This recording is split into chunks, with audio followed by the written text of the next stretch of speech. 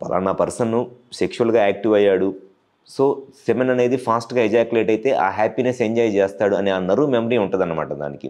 So, మీరు తర్వాత ఫ్యూచర్‌లో సెక్షువల్‌గా కలిసినా కూడా ఆ పెనిస్‌లో ఉన్న నర్వ్స్‌కి ఆ నర్వ్ మెమరీ ఉండి, మీరెప్పుడైతే మాస్టర్బేషన్ చేసుకోవటం అలవాటు చేసి, ఆ నర్వ్స్ ఫ్రీక్వెన్సీ అనేది చాలా ఫాస్ట్‌గా ఎక్సైట్ అయిపోయేటట్లు మీరు దాన్ని అలవాటు చేశారు. మీరు సెక్స్ చేసినప్పుడు కూడా ఆ నర్వ్స్ సెక్స్‌లో పీక్‌కి చాలా ఫాస్ట్‌గా వచ్చేస్తాయి. దానివల్ల సెమెన్ చాలా తొందరగా ఔట్ అయిపోయిద్ది. సో, మాస్టర్బేషన్ చేసుకోవటం వల్ల వచ్చే మెయిన్ సమస్య ఏమిటి అనంటే, పర్టిక్యులర్‌లీ పార్న్ వీడియోస్ చూస్తా ఈ ఫాస్ట్‌గా మాస్టర్బేషన్ చేసుకోవటం వల్ల డెఫినిట్‌గా ఫ్యూచర్‌లో ఈ శీఘ్రస్ఖలనం లేదా ప్రీమెచ్యూర్ ఎజాక్యులేషన్ అనే ప్రాబ్లమ్ రావటానికి చాలా ఎక్కువ అవకాశం ఉంటది. సో, ఎవరైతే ఈ పార్న్ వీడియోస్ చూసి మాస్టర్బేషన్ చేసుకుంటున్నారో, మీరు గనక ఫ్యూచర్‌లో మీ సెక్షువల్ లైఫ్‌ని ఎంజాయ్ చేయాలి అని అనుకుంటే, ఎట్టి పరిస్థితుల్లోనూ పార్న్ వీడియోస్ చూసి మట్టికి మాస్టర్బేషన్ చేసుకోవద్దు.